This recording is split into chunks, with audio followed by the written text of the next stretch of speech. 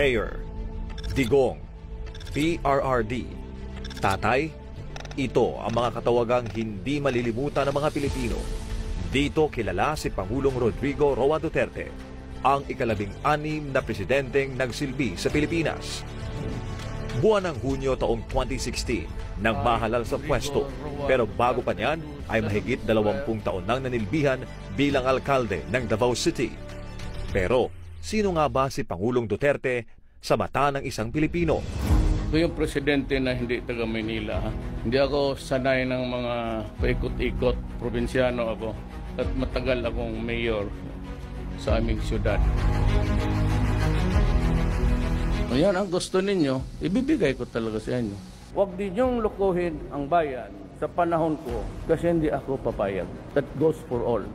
Sa ilalim ng kanyang pamamahala, nakamit ng bansa ang pag-unlad at pagbabago. Ilan sa mga hindi matatawarang nagawa ni dating Pangulong Duterte ay ang war on drugs, pag-angat ng ekonomiya, transportation modernization, airport projects, libreng college education, independent foreign policy, anti-red tape, pagbaba ng bilang ng krimen, universal health care, paglaban sa pandemya at Build program. We will eliminate the drug lords once and for all. I will be a dictator, no doubt about it, but only against the forces of evil, criminality, drugs, and corruption in government. At nagkamit ng pinakamataas na approval rating sa kasaysayan ng bansa. I do not have any master except the Filipino people.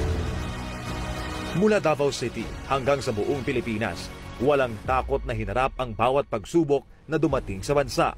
Ako ang taong nasasaktan. Nababasa ko yung mga ilang okasyon.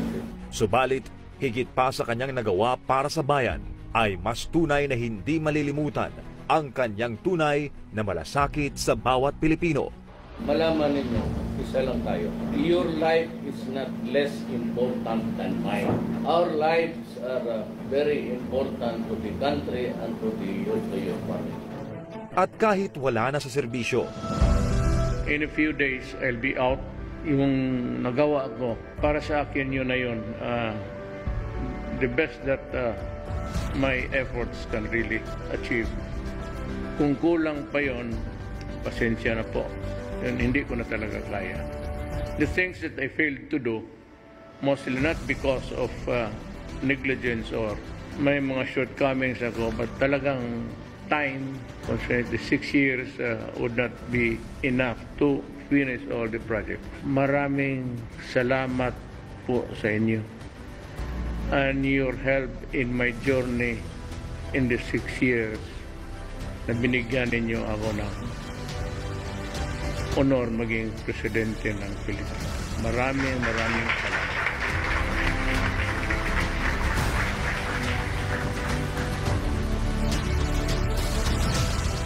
Ang kaibigan at tatay ng lahat.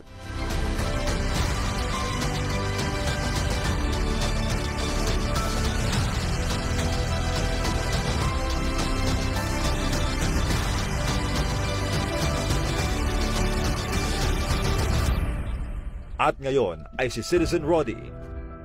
As I have already explained to the public, I am a night person. Ngayon, rested na ako eh. So, if there's any perceptible change, maybe in my physical, it's because nakakabawi ako sa tulog. I can complete the regimen of 8 hours of sleep. Sobra pa minsan. Yung mukhang pagod na nawala. Pero yung age ko, tumatanda talaga. Ayun lang, ang nakakabawi ako sa tulog. That's what I told him when he came this evening. I said, Mayor, what happened? You're looking younger and your hair is getting thicker. Sabi niya, well, it's life. I'm just relaxing. Clearly, the burden is off his shoulders because he takes his job as president before very seriously. But now he just goes around, visits some friends, and I'm so glad to see him very healthy. and looking younger. Mananatili sa puso ng bawat Pilipino ang nag-iisang Rodrigo Roa Duterte. Sa sambayang Pilipino, maraming salamat sa inyo.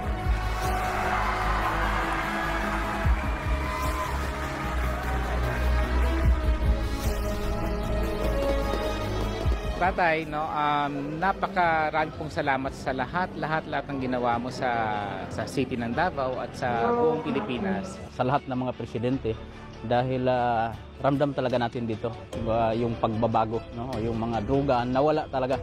Papasalamat po kami sa kapulisan, sa ating mahal na presidente, sa nagawa niya po sa amin. Maraming salamat po, Tay. At mahal po namin kayo. Alam mo yung feeling na parang kulang yung 6 na taon para kay President Duterte. But sabi ko nga sa kanya whenever I see him na maraming salamat because para po sa akin, he is the best president of our country that we ever had. Para sa Pilipinas kong mahal.